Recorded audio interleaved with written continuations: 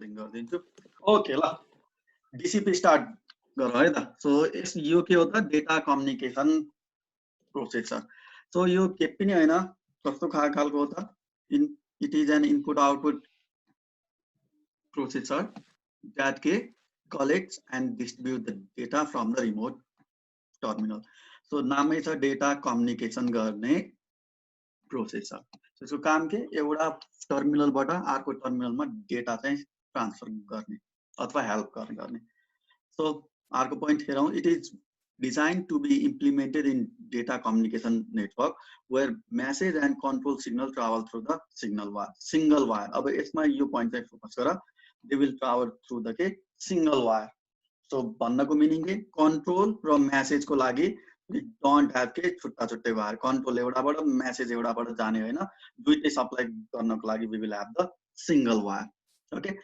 अर्को के भनेको त भन्दाखेरि it helps in to operate efficiently in the time sharing environment of course जब तिमीसँग सिंगल रिसोर्सेस हुन्छ कन्ट्रोल इन्फर्मेसन पनि यहीबाट मेसेज पनि यहीबाट ट्रान्सफर गर्नुपर्ने छ भने you have to work in के time sharing environment so this are the various features of DCP अब अलिकति ब्याकग्राउन्ड हेरौँ है त सो टाइप्स अफ कम्युनिकेसनमा जानु पर्दा we will have two types एउटा सिरियल छ एउटा प्यारलल छ यो तिमीलाई थाहा भएको कुराकानी हो सिरियल मिन्स के एउटै वायर हुन्छ हामीले के गर्छौं 1 बिट एट अ टाइम चाहिँ ट्रान्सफर गर्छौं 1 बाइ 1 सो 8 बिट को कुनै मेसेज छ भने इट विल टेक के 8 क्लक पल्स 7 बिट को छ भने 7 clock pulse in case of serial communication प्यारललमा के हुन्छ त भन्दाखेरि यदि हामीहरुले 1 क्लक माने के गर्छौं त we can transfer the whole message suppose 4 bit को मेसेज छ भने there are 4 parallel lines running between the terminals and we can transfer the message in a single clock cycle एउटै clock cycle मा के हुन्छ सबै काम सकिन्छ ओके सो अर्को एंगलले हेर्दा कम्युनिकेसनलाई फेरि 3 टाइप्स मा डिवाइड गर्न सकिन्छ so first type is simplex को मिनिङ के हामीले एक टर्मिनलबाट अर्को टर्मिनलमा मेसेज ट्रान्सफर त गर्छौं तर के only in single direction simplex मा के बुझ्नु पर्यो सिंगल डाइरेक्सन कि मानम A and B are communicating with each other छ A बाट B मा मैले कुनै कम्युनिकेसन लिंक एस्टाब्लिश गरे सिम्प्लेक्स छ भने मिनिङ के A to B मात्रै ट्रान्सफर हुन्छ कि B to A मात्रै ट्रान्सफर हुन्छ सो सिम्प्लेक्स को मिनिङ के वन डाइरेक्सन मा मात्रै ट्रान्सफर गर्ने एक्जाम्पल के आयो त एक्जाम्पल आयो रेडियो को we can go for television too okay half duplex मा जाउँ यो भनेको के हो त A to B बीच हामीहरुले के डेटा ट्रान्सफर गर्न सक्छौं A ले B लाई पनि सेन्ड गर्न सक्छ र B ले के गर्न सक्छ A लाई पनि सेन्ड गर्न सक्छ तर one at a time meaning के एट अ टाइम कि A ले सेन्ड गर्छ कि B ले सेन्ड गर्छ सेम टाइममा दुईटैले के गर्न सक्दैनन् सेन्ड गर्न सक्दैन सो त्यो भयो हाफ डुप्लेक्स यसको एक्जाम्पल के मेन कमनली युज हुने walkie talkie is the best example full duplex को मिनिङ के A र B बीच कम्युनिकेसन भइरहेको छ भने फुल डुप्लेक्स मा के हुन्छ त both can receive and both can send at the same time so कुरी राख्नु परेन A ले B लाई पनि सेन्ड गर्न सक्छ B ले A लाई पनि सेन्ड गर्न सक्छ at any time they don't have to wait in case of full duplex communication अब नेक्स्ट मा जाउँ सो नेक्स्ट इम्पोर्टेन्ट पार्ट आउँछ डेटा कम्युनिकेसन को what is that protocols so what are These are the set of rules to be followed by interconnected computers and terminal devices. Okay, the worldwide एउटा same standard establish गर्नको लागि these are the rules that should be followed by terminal devices. अब यसको काम के to establish and terminate the connection. त्यसपछि के to identify the sender as well as receiver, to identify errors that occurs during the transmission. अनि अर्को के to handle the control functions. These are all the functions. है त purpose भनौं अब protocol लाई के गर्न सकिन्छ डेटा कम्युनिकेसन को प्रोटोकलहरुलाई मेनली टु टाइप्स मा डिवाइड गर्न सकिन्छ सो फर्स्ट वन इज के character oriented protocol followed by के आयो त bit oriented protocol let's look at them one at a time so I will start with के त बिट ओरिएन्टेड प्रोटोकल सो यसको बारेमा भन्नु पर्दा सबभन्दा पहिला you have to know about ASCII character set so ASCII को बारेमा हामीहरूले यो युनिटको स्टार्टिङमा चाहिँ हेरेका थियौं। सो ASCII भनेको के हो? American standard code for information interchange 7 बिटको हुन्छ। So that's why there are 128 characters. 128 क्यारेक्टर्समा पनि some are printable and some are non printable. Non printable के हो त? दे आर के control characters, non printable one, and they are used for routing the data. Example के STX, ETX आर्को के arranging the text in desired format.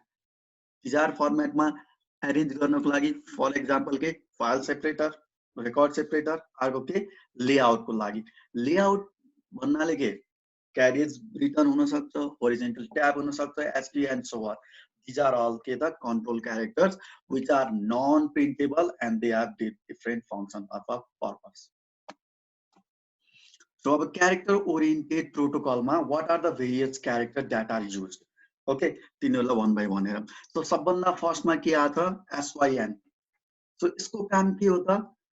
Synchronization establish करने. Meaning के sender र receiver बीच जुन clock छ त्यो clock लाई synchronize करने. त्यसपछि next क्यारेक्टर के आयो? SOH, start of heading. यसको काम के? यसले के इन्डिकेट गर्छ? अब चाहिँ हेडिङ चाहिँ स्टार्ट भयो। सो हेडिङ भन्दा अगाडि यो आउने क्यारेक्टर के हो? Start of heading. त्यसपछि नेक्स्ट क्यारेक्टर छ स्टार्ट अफ टेक्स्ट। अब नाममै क्लियर छ। सो स्टार्ट अफ टेक्स्ट लाई रिप्रेजेन्ट गर्नको लागि के आउँछ? STX भन्ने क्यारेक्टर आउँछ। जब टेक्स्ट सबै सकिन्छ इन्डमा के आउँछ? ETX which will represent the end of text। त्यसपछि end of ट्रान्समिसन इन्डिकेट गर्नको लागि we will have EOT। त्यसपछि नेक्स्ट के आयो त? पोजिटिभ एक्नोलेजमेन्ट, ACK भन्नको मिनिङ मैले कुनै मेसेज पाएँ, मैले नभनौँ टर्मिनलले कुनै मेसेज पायो and there are not any kind of error भने it will send ACK character to indicate के affirmative acknowledgement. In the same way, if there are error, it will send के NAK, यो भनेको के negative acknowledgement. And अर्को character के छ? ENQ, यो के को लागि त? टर्मिनललाई इन्क्वायर गर्नको लागि, इन्क्वायरी गर्नको लागि, टर्मिनलको स्ट्याटस थाहा पाउनको लागि। त्यसपछि के आयो त? And of block of data. यदि कुनै ब्लक अफ डेटा सक्यो भने त्यो इन्डिकेट गर्नको लागि we will be using ETB। And finally एउटा स्पेशल क्यारेक्टर छ DLE। एकदम स्पेशल छ, यसको बारेमा डिटेलमा बुझ्नु पर्छ। ओइला यसको नाम थाहा पाइराख, डेटा लिंक स्किप। अब नेक्स्ट स्लाइडमा गएपछि यसको बारेमा अझै डिटेलमा भन्छु है त। त्यो यसलाई चाहिँ माइन्डमा राखिराख। डेटा लिंक स्किप क्लियरली लेखेको छ। It is a very special control character. Okay, यसको बारेमा म अहिले के आउँछु डिटेलमा आउँछु ल। सो अब यसको मेसेज फर्मेट एकचोटि हेरौँ। सो मेसेज फर्मेटमा सबभन्दा पहिला के गर्नु पर्यो? सिंक्रोनाइज गर्नु पर्यो सेन्डर र रिसिभरलाई। That's why we will send के दुईवटा SYN क्यारेक्टर। अब यिनीहरूको ASCII भ्यालु तिमीहरूले यहाँबाट चाहिँ हेर्न सक्छौ। सबैको ASCII भ्यालु चाहिँ यहाँनिर गिभन छ।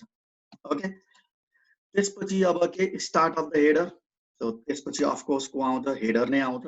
त्यसपछि start of text followed by हामीहरूको के आयो त? टेक्स्ट आयो। त्यसपछि के एन्ड अफ टेक्स्ट। त्यसपछि के आयो त?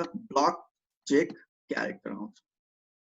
So block check character it can be के हुन सक्छ? यो LRC हुन सक्छ, लङ्गिट्युडनल रिडन्डेन्सी चेक। त्यसपछि अर्को यो त तिमीहरूले सुनेकै छ, के हुन सक्छ? CRC। यो के हो त? It is cyclic redundancy check. So these are all के त? एरर चेकिङ टेक्निक्सहरु है त। CRC and LRC। यो BCC मा we can use either LRC और we can go for CRC। जे युज गरे नि फरक पर्दैन। सो अब यो टपिकको एउटा मैले के भनेको थिएँ? मैले भनेको थिएँ DLE क्यारेक्टरको बारेमा चाहिँ भन्न बाँकी छ। सो DLE क्यारेक्टर अब कुन बेला चाहियो त? यहाँसम्म तिमीहरूले कुनै ठाउँमा DLE क्यारेक्टर खाँचो देख्यौ यो फ्रेममा? अब यहाँ हेर, म तिमीलाई एउटा प्रब्लम भन्छु है त, अनि बल्ल DLE क्यारेक्टरको कुरा क्लियर हुन्छ। यो के हो त? क्यारेक्टर ओरिएन्टेड प्रोटोकल हो।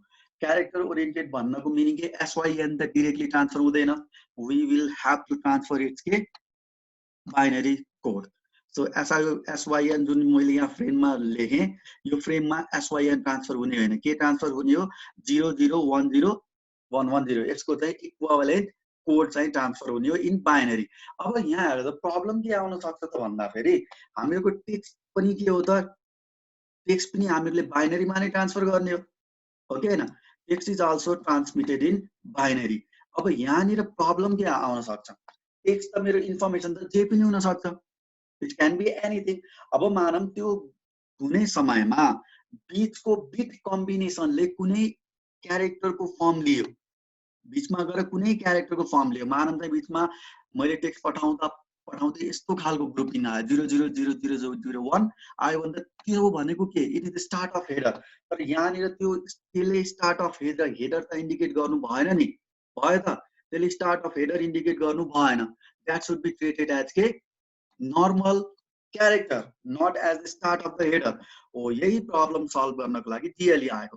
अब म एउटा कुरा भन्छु, जस्तै तिमीलाई याद छ हामीहरूले सी त पढ्दैछौँ, सी प्लस प्लस, तिमीहरूले अब मानौँ के प्रिन्ट गर्नु पर्यो भन्दाखेरि डबल कोटमा मानौँ डबल कोट प्रिन्ट गर्नु पर्यो, ही सेज, ल HSAY ही सेज, अनि के त यहाँनिर डबल कमा इन्भर्टेड कमामा हेलो गरिदियो अथवा HI हाई गरिदियो है त। यो चाहिँ प्रिन्ट गर्नु पर्यो भने के गर्नु पर्थ्यो सीमा, तिमीलाई याद छ? सो अब डबल कोट सीमा त्यो इरेज भयो, सरी यार। सो त्यो डबल कोट चाहिँ सीमा प्रिन्ट गर्नु पर्यो, सिंगल कोट सीमा प्रिन्ट गर्नु पर्यो भने तिमीलाई याद छ के गर्थ्यौ, विल हैव युज ब्याकस्ल्यास, ओके हैन? त्यो ब्याकस्ल्यासले के गर्थ्यो त भन्दा मैले प्रिन्टको बीचमा प्रिन्ट भन्ने जुन फंक्सन छ, त्यो प्रिन्ट भन्ने फंक्सनको बीचमा मैले चाहिँ के गर्न मिल्दैन, डाइरेक्टली चाहिँ डबल कोट राख्न मिल्दैन। किन? प्रिन्ट भन्नेले डबल कोटलाई के गर्छ त स्टार्ट र इन्डको फर्ममा ट्रिट गर्छ। अब स्टार्ट र इन्डको फर्ममा त मैले ट्रिट गर्ने हो।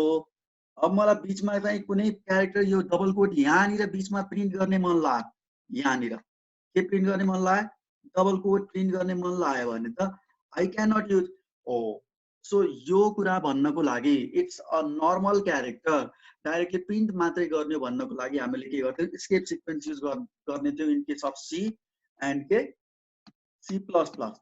सो यहाँनिर पनि बीचमा हामीहरूको टेक्स्टमा के आउन सक्छ त भन्दा we can have the characters, combination of characters. So त्यो क्यारेक्टर नर्मली ट्रिट गर भन्नको लागि हामीहरूले के गर्छौँ त, हामीहरूले यहाँनिर त्यो क्यारेक्टरको अगाडि जसरी चाहिँ हामीहरूले सीमा चाहिँ के राख्थ्यौँ, ब्याकस्ल्यास राख्थ्यौँ, सीमा हामीहरूले के गर्थ्यौँ, ब्याकस्ल्यास राख्थ्यौँ। इन द सेम वे हामीहरूले के राख्न सक्छौँ त, यहाँनिर डिएलई क्यारेक्टर चाहिँ अगाडि राख्छौँ। यति कुरा चाहिँ बुझ्नु पर्यो, ओके? सो अब कुनै क्यारेक्टर पठाउनु पर्यो, त्यो बीचमा आयो, त्यसले प्रब्लम क्रिएट गर्छ। जस्तो छ मैले टेक्स्टमा कुन त्यो क्यारेक्टर पठाउनु पर्ने छ भने त्यसलाई के गर्नु पर्यो, डिएलई अगाडि राखेर you can write your character here, okay?